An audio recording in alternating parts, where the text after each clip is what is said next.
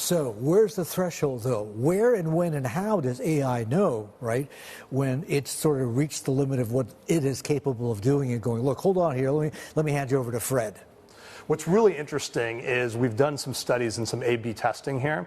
We always hear, in media, the AI does hallucinations, humans do mistakes. In a lot of different interactions right now, we find out that the humans are making more mistakes than the AI is making hallucinations. And so we're finding it's cheaper, number one, for a company to deploy, better customer satisfaction for the consumer that they're trying to serve, and most importantly, it has a lower error rate.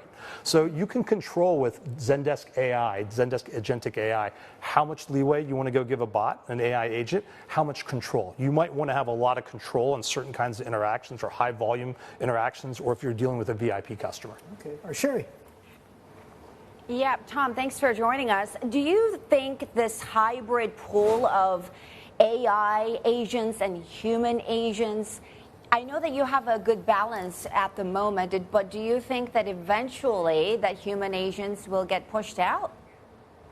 What we think is within 5 years, 80% of interactions between consumers and companies will be solved by AI. So 20% will still be solved by humans. But what's interesting, when we've seen these technology inflections in the past, interactions have gone through the roof. And so what we think is going to happen is when the barriers to entries are lower, that consumers can deal with their companies they want to deal with much easier, they're going to be interacting with the companies more often. And so right now there's a lot of friction in interactions with companies. If you get your problem solved really quickly, you're more likely to go back to that company. So what we think is going to happen is interactions are going to go way up.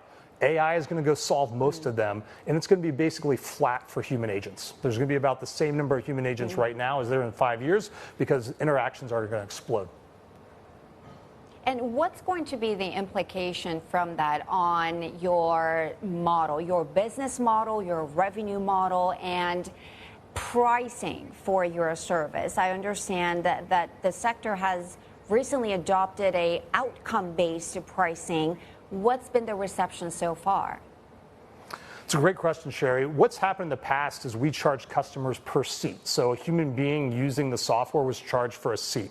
A lot of companies moved to interaction-based pricing. So if you interacted with the software, you were charged. We just launched something called resolution-based pricing, that the customer is only charged when we solve their customer's problem. I'll give you an example. I was on an airline recently. I was ready to take off, and I knew I was going to miss my connecting flight.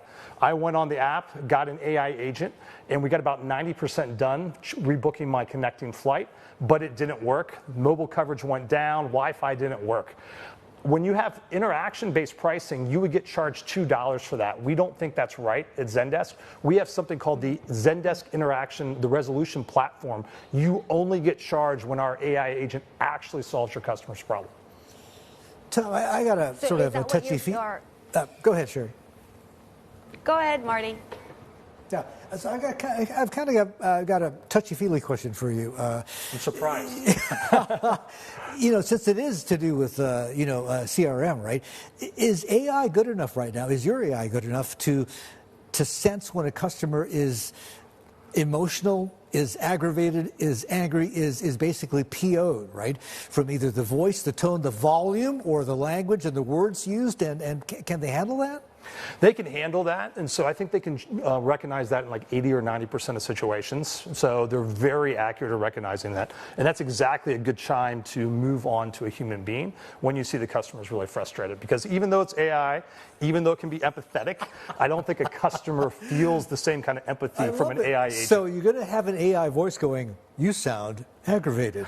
Let me hand you over to Fred." I think what you're going to have is an AI agent saying, "This is how we could solve your problem, but I understand this might not be enough, and we want to do even better.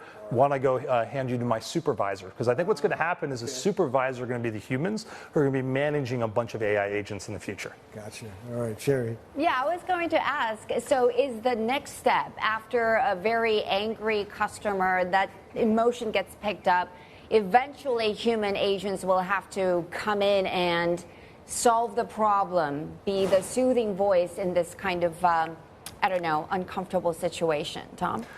I think, Sherry, that's what's going to happen is, again, VIP customers, if you've really messed up as a company, you're not serving your customers well. I know I like to talk to our customers every week, particularly the unhappy ones, because I think it's really important to go talk to them and understand what they're going through.